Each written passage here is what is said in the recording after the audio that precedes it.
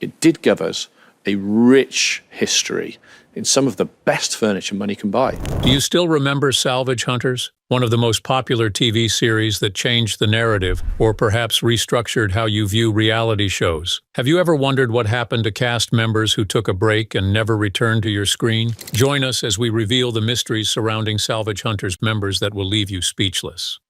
John T.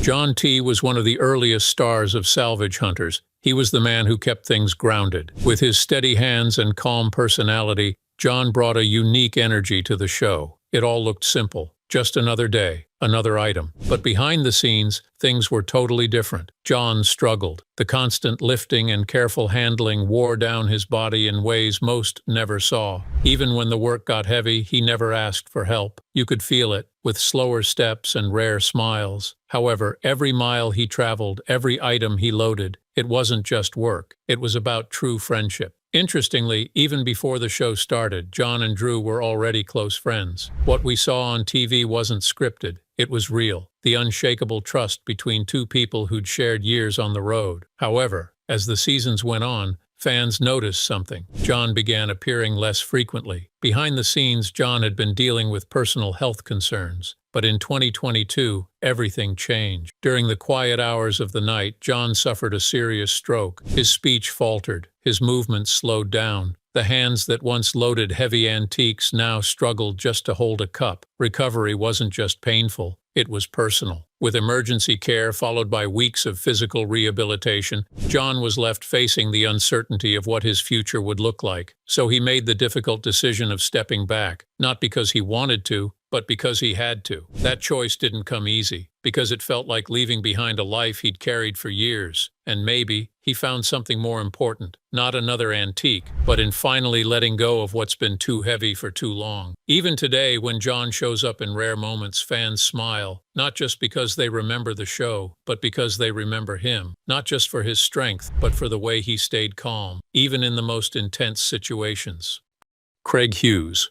What I'm going to show you is how to actually repair a split. Craig Hughes wasn't just part of the team on Salvage Hunters. He was the craftsman who turned worn-out furniture into works of art. Whenever an old cabinet or table found a second life, you could instantly recognize it was Craig who made it happen. For Craig, restoration wasn't just a job. It was a kind of rediscovery, a way to understand what people valued and bring it back to life with care. While others worried about deadlines, Craig focused on doing the job right, and that's what made him truly special. However, fans began to notice. He didn't smile as much, even looked tired. But it wasn't just exhaustion. There was something behind the eyes that didn't feel the same. Then, in early 2021, Craig's world came to a sudden halt. After a normal day, he started feeling chest pain. At first, he brushed it off, but the pain grew worse and led to a massive heart attack. Craig had always been the steady one, the one who didn't flinch under pressure, but this changed everything. And maybe the hardest part wasn't the pain he suffered. Instead, it was about letting go, what he'd spent years holding together. The news hit hard and forced Craig to step away from Salvage Hunters. He didn't leave the show for drama or headlines. Instead, he left because his heart couldn't take it anymore. Some exits come with celebration, while others with a quiet urgency. And Craig's was one of those. Still, not every cast member had the chance to pull away on their own terms. Some were forced to say goodbye far too soon. Gavin Bartlett.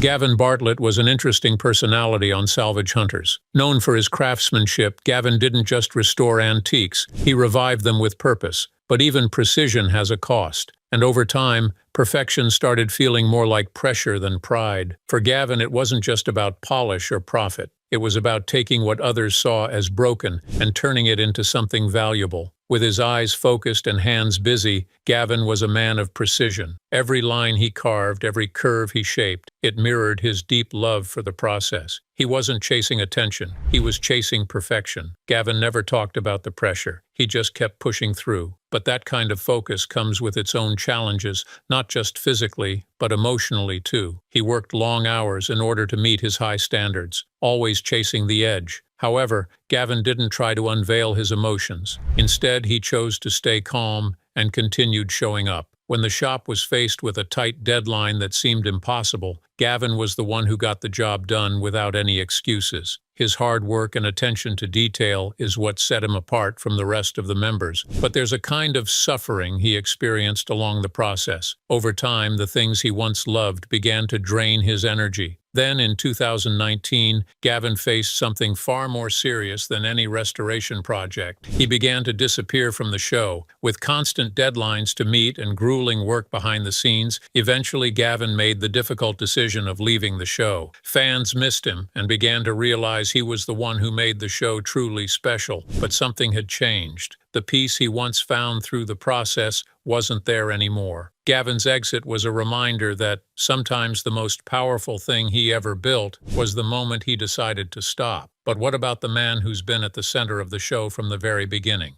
Drew Pritchard. Drew Pritchard, also known as the Salvage Hunter, wasn't just passionate about antiques. He was born into them, with his sharp eye and a deep love for forgotten antiques. Drew made Salvage Hunters famous. But it wasn't about fame. It was his true love for every step of the process. From turning discarded pieces into timeless treasures, Drew made sure each item felt unique. But behind his incredible passion was a heartbreaking childhood that very few people knew about. Drew was born on June 24, 1970 in Conwy, a small town in North Wales. But he spent most of his early years exploring the countryside. His father was a signwriter and craftsman, so Drew would watch him work and eventually learn the process. While other kids were out playing, Drew was picking through rusted yards, fascinated by the beauty in broken things. One day, his father brought home a rusted bicycle frame, and together, they restored it. That was where Drew's true interest in old items began. For Drew, it wasn't just about curiosity, it was survival. Money was tight, opportunity was rare, but in those old things, he found both. Drew's journey to TV was even more surprising. He had been dealing in antiques for years, but then a TV producer visited his warehouse and recognized Drew's knowledge regarding salvage. And soon they started the show Salvage Hunters, which premiered in 2011. For over 17 seasons, Drew's life was moving fast. The van was full, the schedule tighter than ever, and Drew was right in the middle of it all, doing what he loved. But life doesn't always go as expected. In 2021, while riding back to home during a freezing winter, Drew was involved in a devastating crash. The impact was severe. Drew suffered serious chest and leg injuries, including multiple broken bones and internal damage. He was rushed to the hospital and underwent several surgeries. The man who once moved across each town, chasing forgotten treasures, now had to learn how to walk again slowly, one step at a time. For a man built on hard work and strength, stepping back was one of the hardest decisions he ever made. Drew's story is about transformation, a reminder that even the fiercest voices sometimes go quiet. But while Drew found a new rhythm to life, another Salvage Hunter's favorite had her own reasons for pulling back. Rebecca Pritchard.